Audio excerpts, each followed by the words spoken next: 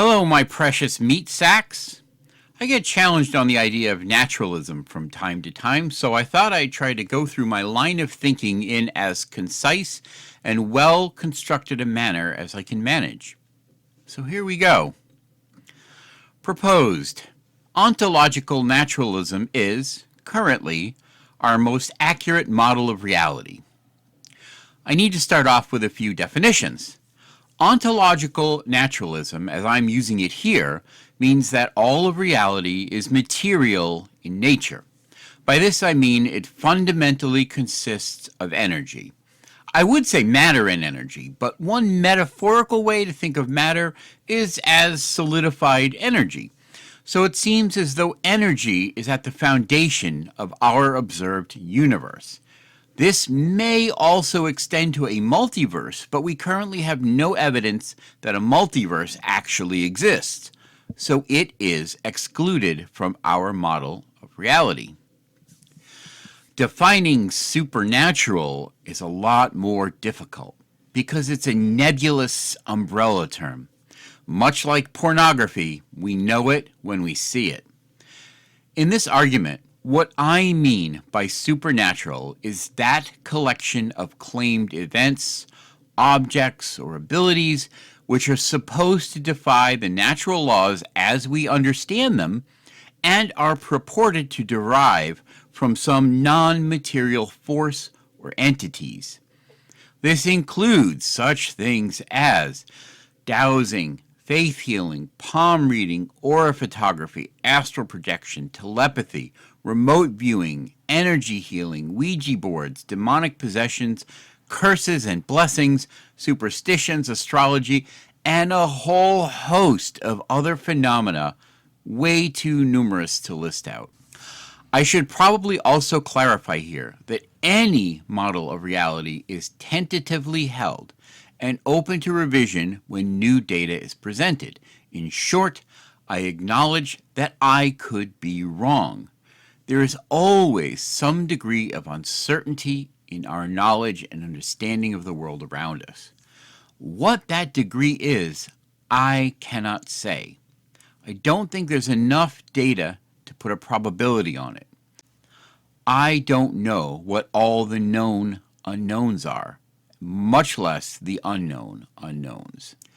Moreover, having a data-based model of reality does not preclude speculation about what might be. It only insists that those mights are not included as true facts about reality until they've been demonstrated to be true. So here we go.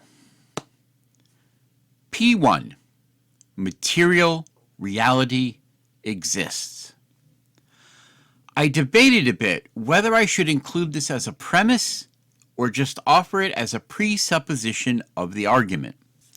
I realize that from a philosophical standpoint, we can't definitively establish that a material reality external to our own thoughts actually exists. While this is an interesting philosophical question to explore, I don't find it to be a particularly practical one.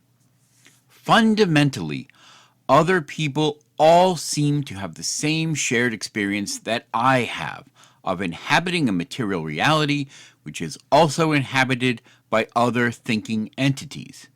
I know of no way to prove or disprove this, and I know of no strong arguments to show it ain't so. If the external reality doesn't exist, then creating models of it is a pointless exercise in any case. So we are just going to take it as a given that it does exist for the sake of the argument. P2. People have made claims that some phenomena demonstrate the existence of the supernatural. This premise seems obviously true, and the purported explanations for these phenomena vary wildly. Which moves us on to P3. Those claims fall into one of three categories. A, those which cannot be tested. B, those which could be tested but have not been. And C, those which have been tested. Most supernatural claims cannot be tested or examined. They're anecdotal stories of a single occurrence, so we have no access to examine the event itself or test for any causal agents. P4. Categories A and B contain no information and so cannot serve as defeaters for the proposition. If we cannot test the veracity of a claim, then there's no grounds for including the purported causes or mechanisms of those claims into our model. In fact, I believe that it's actually incorrect to do so.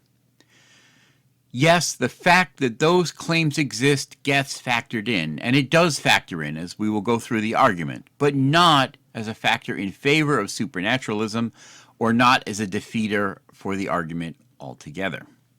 P5. Claims in category C fall into three further categories. C1, no explanation was found. C2, the explanation is demonstrated to be supernatural. And C3, the explanation is demonstrated to be naturalistic. I can't see how this would be a controversial premise, and I can't think of any other possible categories that might be under here, so we'll move on. P6. Category C1 contains no information and cannot be factored into our model. Similarly to P4, if no cause was found, then we have no data to factor into our model. It's just an unknown. And I'm going to step out a little bit here. A lot of people are very comfortable with unknowns, especially when those unknowns are about what they feel are really important questions. This is one of the pushbacks that I get when people raise, well, naturalism can't answer the origins of consciousness or the origins of life. And when I respond by saying that's just an unknown, I get the pushback, well, these are really important questions, so we have to know.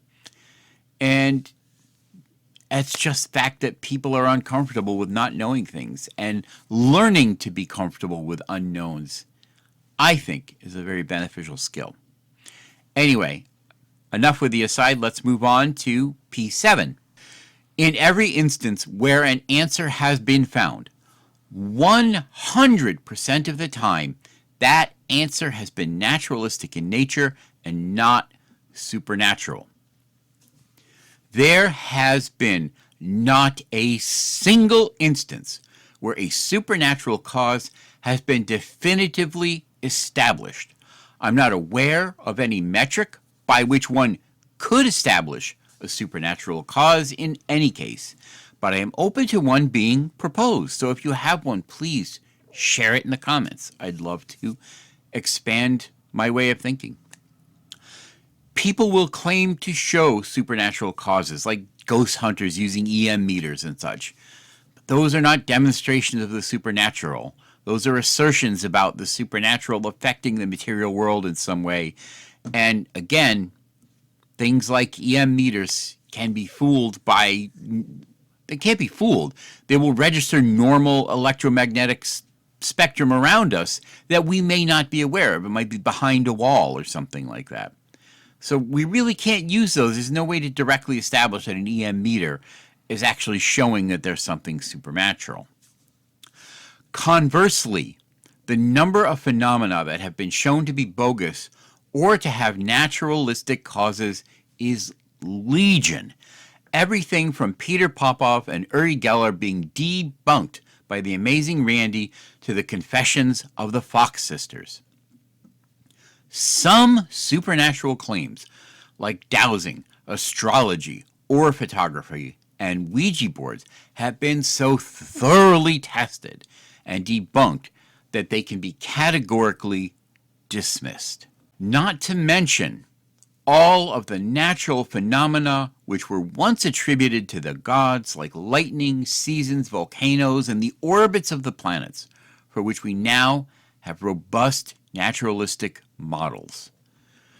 The weight of evidence on the side of naturalistic causation is overwhelming. The weight of evidence on the side of the supernatural causation is a null set. It contains nothing. P8. Because of P7, it is most correct to include naturalistic elements in our model of reality and to exclude supernatural elements from our model of reality. This is really the linchpin of the whole thing. Are we justified in excluding the supernatural until we have evidence for it? I think that we are not only justified, but it is the more rational position to take. This does not preclude one leaving open the possibility that the supernatural exists, or even thinking that it probably exists. But to hold that it does, when we have no hard data to support that conclusion, is unwarranted, which leads me to my conclusion. Therefore, the most accurate model of reality is ontological naturalism. So, to summarize, P1, material reality exists.